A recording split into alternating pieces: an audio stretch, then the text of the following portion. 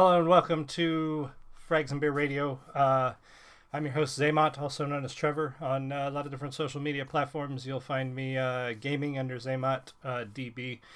So this is our rejuvenated, revived, reinvigorated, reincarnated Frags and Beer Radio live show where I sort of talk about geek interests, things that have happened this week, things that I've seen, or things that we're going to see, and what I think about that, or what I think about the recent news regarding a lot of geek things, whether it be gaming, comic books. I got fuzzies in my hair, I just realized. And there we go.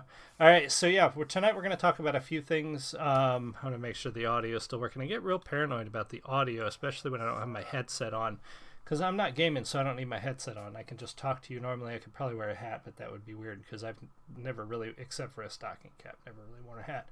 So anyway, we're going to talk today after I have a little coffee here. Oh, I made that a little too sweet, a little too syrupy. Anyway, we're going to finish anyway. I need the caffeine. So we're going to talk about a few things, including Ghostbusters, the Ghostbusters announcement, the reaction around the announcement, what I think is going to happen or what I hope will happen. We're going to talk about Captain Marvel that's coming up soon. I am going to see it, even though I'm not the particular demographic that is supposed to review it, or there should be less of me doing that. That's not exact. We're going to talk about that here in a little bit.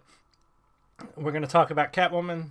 It's the only comic on my pull list this week, so we're going to give you a breakdown of where we're at there and some good news with that. But to start off, recently announced ArenaNet is probably, or announced that they're probably going to start laying off some employees.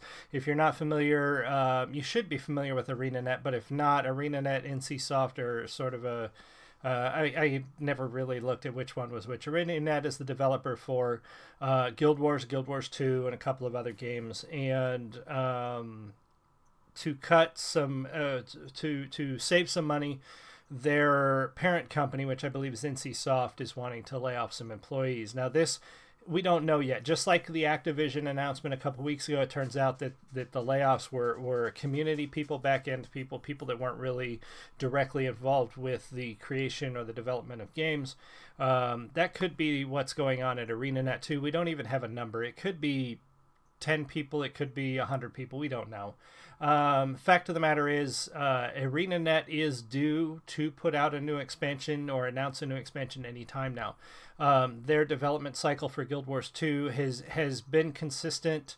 For the first two expansions, we get a couple living stories, we get an expansion, we get a few more living story seasons, and we get another expansion every couple years or so. So I would expect we're probably going to see an announcement about the next expansion come this fall. We might even hear hints of it going into the summer, but they'll probably have a thing at one of the gaming conventions this fall, and they'll talk about it, and we'll get to see a preview, and then it will come out next year or something like that.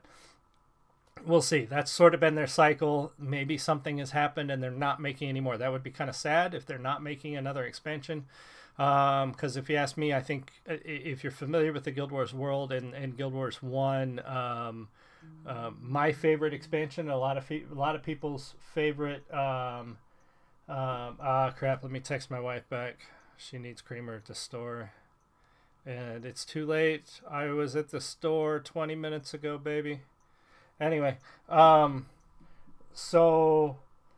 lost my train of thought. My wife is that awesome. She makes me lose my train of thought. Anyway, Cantha was the sort of Asian themed expansion that they had in Guild Wars 1. It was my favorite. It's a lot of people's favorite.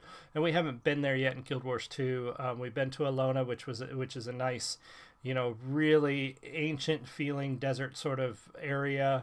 If you've watched some of my recent streams on Guild Wars, you've seen that. And we have the Maguma jungle in the first expansion. So I'm hoping that we go to Cantha next. We'll see. I don't know what this layoff means. We don't even know how many people it's going to be. We'll see. Could be bad news, could just be regular business news. We don't know yet. But I think in the aftermath of the Activision layoffs and Blizzard layoffs, everybody's like, oh gosh, the next big MMO company is getting ready to lay off a bunch of people. So I think people are sort of blowing that into more than it really is. We're not really sure yet what's going on. So then the next bit of the next topic, or the next bit of news that I wanted to talk about is, and I guess it's not really news because we've known about it forever. Captain Marvel is coming out soon. Let me get you a release date. You probably know it. I haven't. I need to know it because I'm going to go see it because I want to be able to talk about it intelligently with you folks. It's really soon, March 8th. So yeah, real soon, a couple weeks. So the marketing, I will admit, the marketing and the press around Captain Marvel has been garbage. Between the press that is hell-bent on supporting a movie they had not yet seen, people going out of their way to make up things that Brie Larson says or misconstrue things that she says and turn it into what it isn't. And then just in general, like the trailers haven't been that great. They haven't really given us a lot to be interested in yet. And I'll talk about why that concerns me here in a little bit. But first, I just wanted to address the press and the coverage on both sides of this movie have been overall mostly garbage. You have one side of this sort of fight. It's really a fight, and it's a stupid fight. But you have one side of this fight that is like, this is the best thing that's ever happened to Marvel since ever. Before we've even seen it yet, we don't even know if it's going to be a good movie, and people are touting this as the greatest. Like, somebody even said that this will save our society, or something like this is something our society needs. Our society doesn't need a movie. It doesn't need any movie. Period. This movie's not going to save the world. Period. It's not going to change the country. Period. It's a movie. Okay, so to you people, stop trying to make Brie Larson into the next savior, and stop trying to make Captain Marvel into the next, greatest thing ever. It may be just okay. That's what I expect it to be. Just okay. And to the people trashing the movie, you haven't seen it yet. You don't know if it's going to be awful. Just because Brie Larson, you think she said some things that somebody said she said that you don't like that she said, does not mean the movie's going to suck. It really doesn't. You want it to. I know there's a lot of people out there that really want it to, and they're sold. They're sold that this movie's going to be garbage. You don't know that. Nobody knows that yet. A few press have seen it, but we can't trust the critics either. We can't trust the initial reviews of anything that come out, because those people got to see it early. They got a benefit, a bonus from the studio. They got this nice little treat to go see this movie early, so they're more apt to be kind to this and to review it kindly. And we all know that critics are not reliable when it comes to movies. Not often can you look at audience reviews and critic reviews and see them line up and see them mesh. They rarely do. Usually they're off, and sometimes they're off a lot. Sometimes polar opposite views on what was good and what wasn't good. So we can't trust that. We don't know if it's going to be any good or not based on that. So to the people making up things, Brie Larson didn't say she doesn't want white guys reviewing this movie. Period. She didn't say it. Those words did not come out of her mouth. She did not say white guys can't go see the movie. She, talking about a previous movie, was saying that she did not make A Wrinkle in Time, or her work in A Wrinkle in Time was not for old white guys. Okay, it's a kids movie, and it had a black young protagonist. I mean, maybe it's not a kids movie. I haven't watched it. I heard it wasn't that great. It's on my Netflix list. I just haven't gotten around to it yet. But who cares if she doesn't care what I think about A Wrinkle in Time? That doesn't mean she doesn't want white guys reviewing Captain Marvel. What she did say is that she wants her press tour to give more attention or more time to underrepresented reviewers, minority reviewers, handicap reviewers, gay and lesbian reviewers. That's what she said. She wants to give more time to reviewers that don't usually get as much time from Hollywood studios. That's a good thing. She wants independent press who doesn't normally get time from major studios to get her time to talk about this movie. That's not a bad thing, and that's not a rip on old white dudes. that is not a threat to me or anybody else talking about this movie. It is simply a statement that she wants the people who don't normally get that kind of attention from the studios to get some more attention from the studios. That's a good thing. The more critics that we have in the pool, the more people's ideas we have out there talking about movies, the better. The more, we complain about critics. We sit here and talk about how awful, I just did, talk about how awful critics usually are. It's because there's so few of them that are presented to us. There's a very small core outlets that are considered, the mainstream entertainment press. And those are the only opinions we ever get to hear. So, in fact, what she wants to do by getting more underrepresented voices in the pool, more reviewers in the pool, is a good thing for the audience.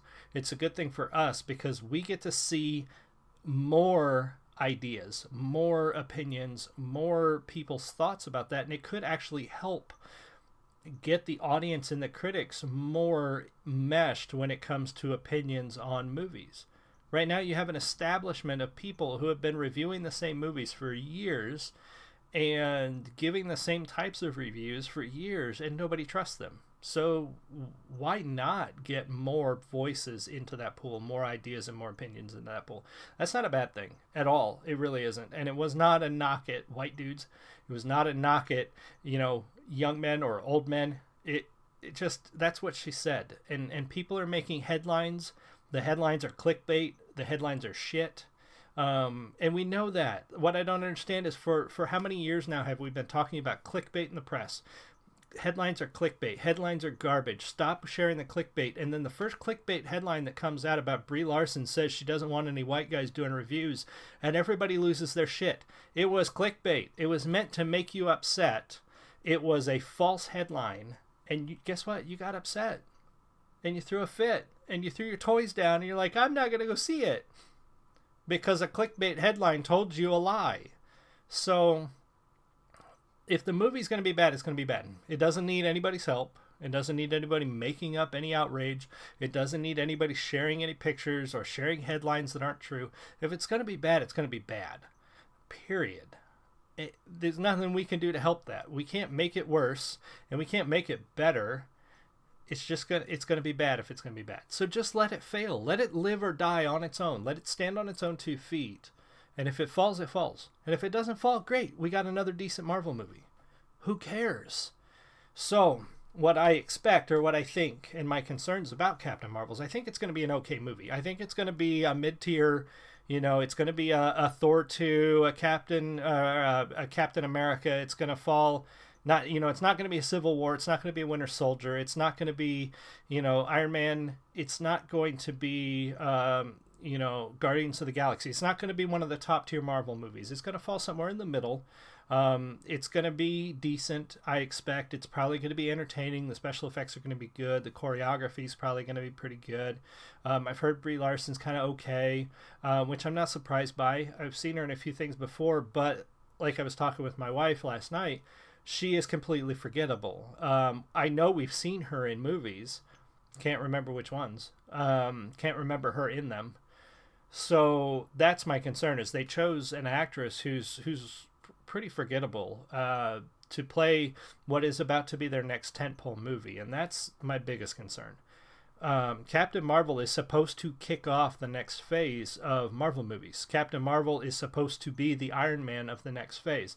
And I don't think it's going to meet the standards to be that tentpole. It's not going to be able to hold up the next phase, I don't think. Now, I may be surprised. I could be completely shocked when I go to see it. It might be just great, but I'm not expecting that. I'm not expecting it to be garbage, but I'm not expecting it to be fantastic either. And that's what kind of concerns me, because we don't know what's coming in the next phase. We really don't know what other movies we're going to get. We know Guardians of the Galaxy 3 is coming. We know that we're getting another Spider-Man and probably another one after that. We're probably getting more Black Panther. But other than that, what are we getting? I mean, they've got to work Fantastic Four in there somewhere. Deadpool's definitely going to be in there somewhere. X-Men have got to be worked in there. And they've got to continue the Avengers in somehow. But with who? Is Captain Marvel going to take over as the leader of the Avengers, or is it going to be somebody else? And if her movie doesn't hold up, how is that going to carry us into the next phase? How is that going to get people excited to see the next phase if this movie's just okay? So I don't know. That's my worry. That's my concern with Captain Marvel, and why I wish I felt better about it. Seeing the trailers and seeing how they're handling the press, it does not give me good hopes. It does not make me think that this is going to be a fantastic movie. But like I said, so far as I'm concerned, my opinion on it, Marvel has not delivered a crap movie since Iron Man. They have delivered some subpar ones, some ones that were just okay. But for the most part, I was not disappointed in any Marvel movie I've gone to see since Iron Man. So I can't really expect... I mean, eventually they're going to give us a turd. But who knows when that's going to happen. And this may be the one. This may be it. I don't know. But I'm not thinking it's going to be. So that's my thoughts on Captain Marvel. And really, people, the outrage, don't feed it. Don't be it. And the people that are out there helping on both sides, stop it. Stop being shit asses. Stop being trolls. Stop being haters. Let the movie live or die. It doesn't need your help. It doesn't need your help or your hurt, because it's going to do what it's going to do. You can't stop it. It's coming out. People are going to go see it. They're going to love it or they're going to hate it, whether you think so or not. So the other movie announcement that we've got recently is Ghostbusters. Reitman, is that was his name? Jason is working on it, making the next Ghostbusters. It is going to be a sequel to the original two, so it's going to carry on. This little teaser was really cool. It was really kind of nostalgic feeling, and the response to it is just as ridiculous as you would expect.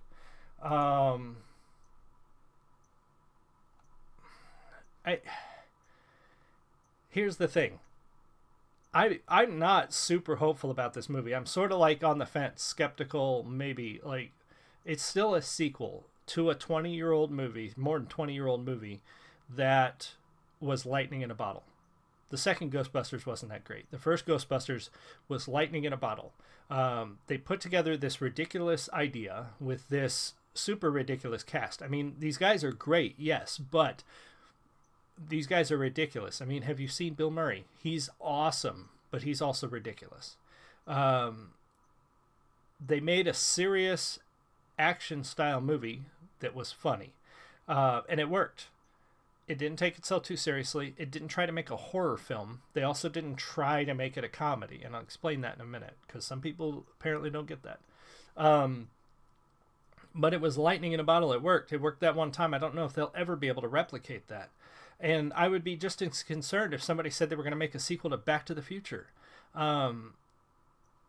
Even though Back to the Future got 3 great movies, I really don't think they're going to be able to make a good sequel if they really decide to do anything with that franchise. I don't have any faith in the people today to make a movie and capture that magic. There's a couple of reasons why, and some of the reasons are why the 2016 Ghostbusters failed.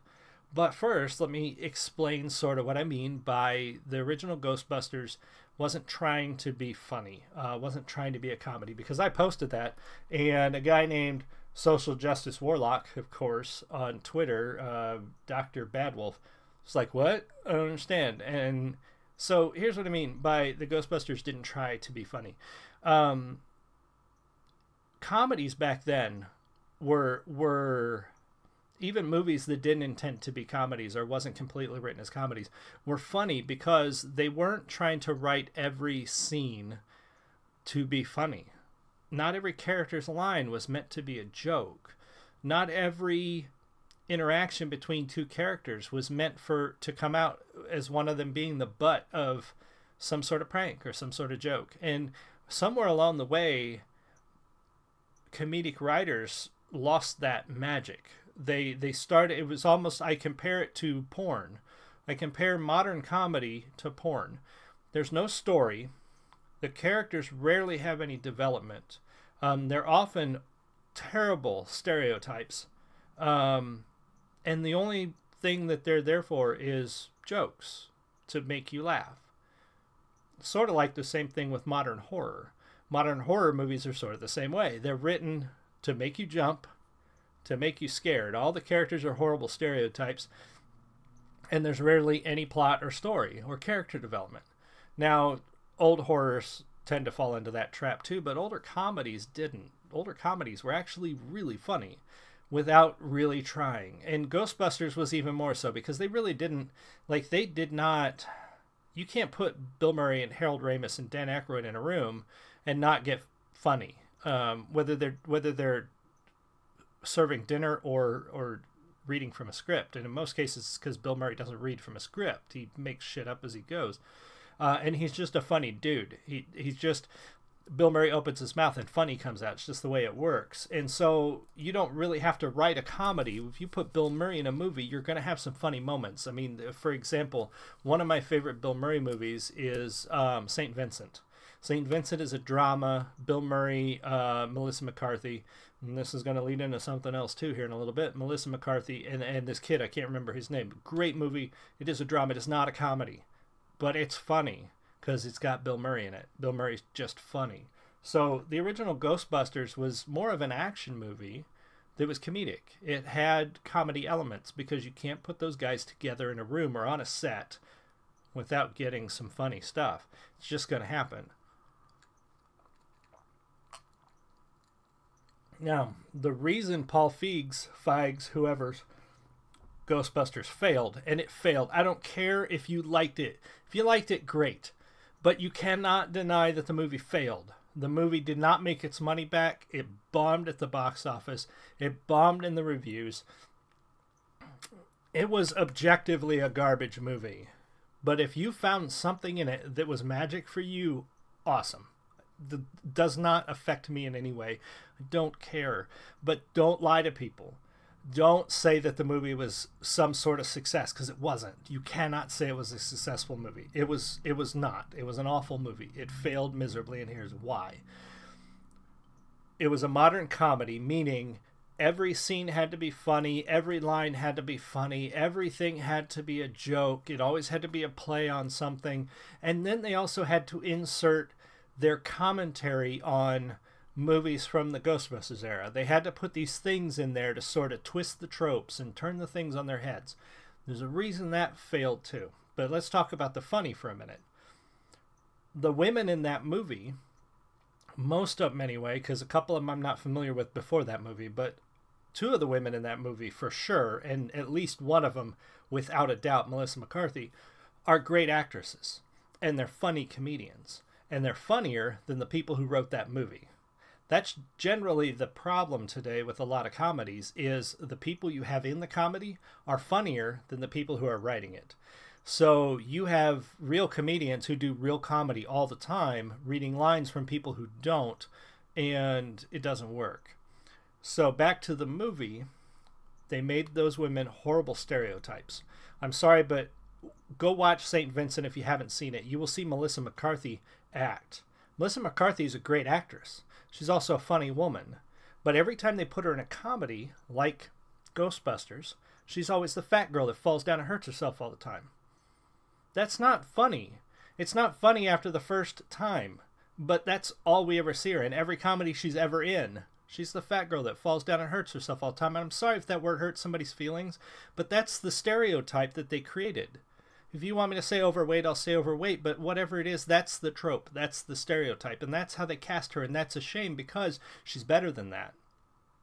Go see St. Vincent. You're going to see Bill Murray and Melissa McCarthy in probably a couple of their best roles ever.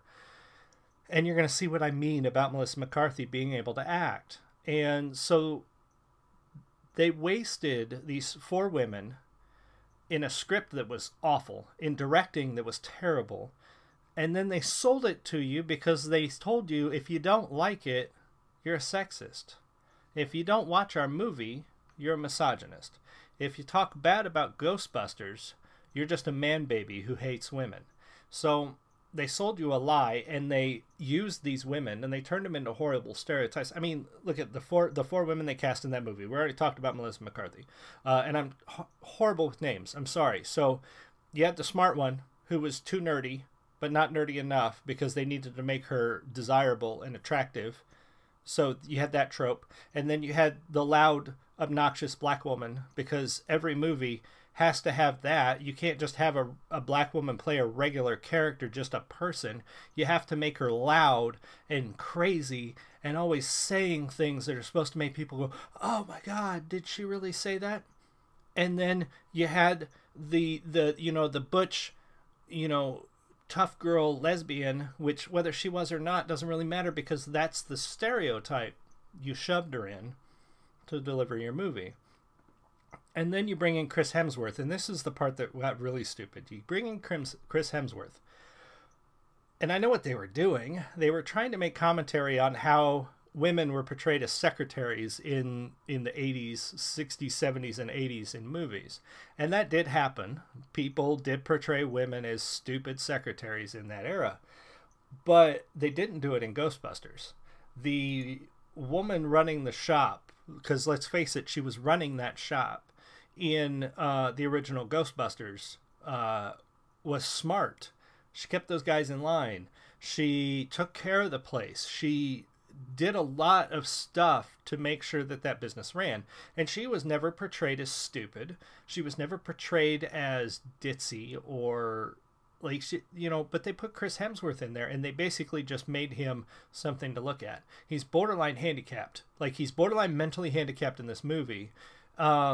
And I know like I said, I know what they were doing, but they failed, because if the original Ghostbusters had done that with the secretary character, then okay, sure, it would have been probably valid commentary, but it wasn't, because they didn't do that. And so it fell flat. It was annoying more than anything else.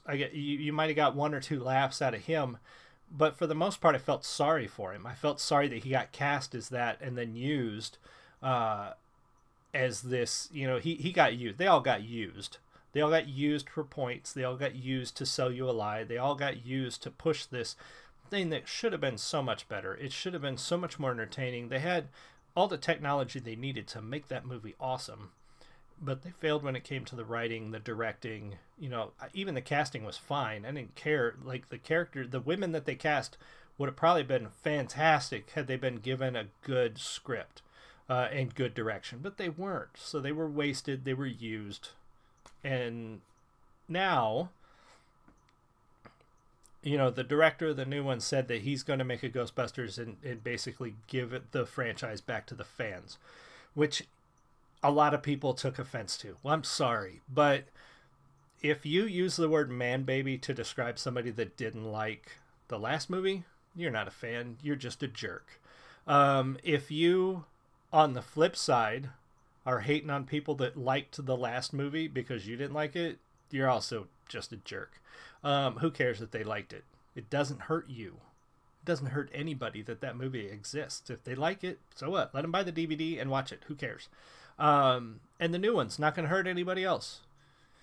You think that you see people say that, oh, they harassed everybody and they were awful and they were sexist because of this movie. No, there might have been a few stupid people out there. There really wasn't that much. There wasn't that really much that harassment. There wasn't that much, trolling online. There were a lot of people reacting to that, but there really wasn't all that much. So all the hate, the anger over this announcement, all the people being shitty to each other, guess what? You are being what you said people were when the 2016 movie came out. All you people writing these things and being hateful to men and, oh, this movie's just made for men who hate women because somebody actually said that. Like, horseshit, come on. Women liked the original movie too. So you're either denying that they exist or you're just being a jerk to be a jerk, which either way is kind of awful. So stop it. Stop being that way. But anyway, I have no idea what to expect yet. So it's a sequel to a really old movie that was fantastic. I don't know. They're going to have to work really hard to fill those shoes. They're going to have to work really hard to make it good. Until we see some trailers, some actual trailers, I really don't know what it's going to be like. So I'm not really getting my hopes up. I do hope that I hope that they have a mixed cast, because that will really bring up the garbage, and we'll see which people we can sort of kind of shove to the side and ignore. Because if they put a woman in the crew as one of the Ghostbusters, and then you're going to get the actual people that don't like women, and we can sort of go, you guys go over here, and then you're going to get all the people that like the 2016 movie that are going to still hate on it, and then we'd be like, you know what, you really didn't care about women being in this movie, and you can kind of go over here and shut up, and the rest of us can focus on whether we're actually going to enjoy this movie or not, and we'll be fine. I hope they do that. I don't know. Still don't know. We'll see. We haven't got much to go on yet, but that's what I think. That's what I think about those two movies. I know it's big news in the geek sphere the last week or so. So we'll see what we get. I don't know. So we're going to wrap the show up, talk about Catwoman real quick. I had talked about it last month. The new issue of Catwoman is out, still not drawn by Joelle Jones, but I have news. Before that, though, the writing that she's doing is actually going somewhere interesting. I picked up Catwoman because Joelle Jones was doing the art and the writing, and I really loved her work in Lady Killer. And so I don't care about Catwoman. I'm not a DC guy, and I have no vested interest in this character. I really don't. I have not followed Catwoman ever. I don't know a whole lot about her except what's been in the movies, and that hasn't been great. So I bought this book for Joelle Jones. And then she stopped drawing it, and I was a little upset. But good news is I hit her up on Twitter. I said, hey, you know, are you coming back to the book? Because I miss having your pencils in Catwoman. And she said soon.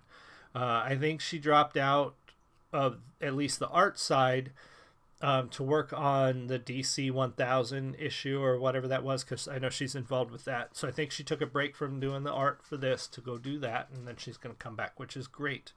But in the writing side, she's actually going somewhere very interesting where Catwoman has stolen an artifact that may be cursed. It looks like it's some sort of Egyptian phylactery or something like that she's stolen for Penguin. And then at the end of the book, she gets double-crossed. So it's actually kind of an interesting sort of heist story that it looks like we're getting ready to see.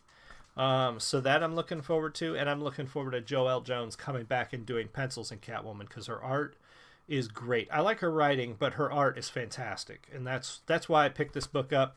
And as long as she keeps drawing it, I'll keep buying it and following wherever it goes until that's done. So we'll see how that goes.